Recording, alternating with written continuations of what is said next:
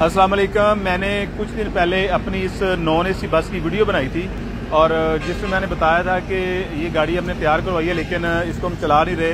इसको 3-4 दफ़ा भेजा है लेकिन ये गाड़ी बनाम होके वापस आई है। तो इस भाई ने ये पूछा है कि बनाम का क्या मतलब है। भाई, हमारी ट्रांसपोर्ट की जुबान में जो गाड़ी नुकसान में वापस आती है ना, यानी जिस गाड़ी का खर्चा पूरा नहीं होता, उसको बनाम कहते हैं। जैसे मिसाल के तौर पर हमारी लाहौर से चिश्तिया वाली गाड़ी का खर्चा 50,000 रुपये है और ये गाड़ी अगर भेजी है तो उस गाड़ी पे जो सवारियों से हमने जो किराया लिया है, जो हमें गाड़ी की इनकम हुई है, वो हमें हुई है 40,000 रुपया और गाड़ी ने खर्च किया है 50,000 रुपया फ्यूल वगैरह, हमारे अमले की जो कमीशन थी वो टूल प्लाजा वगैरह डाल के।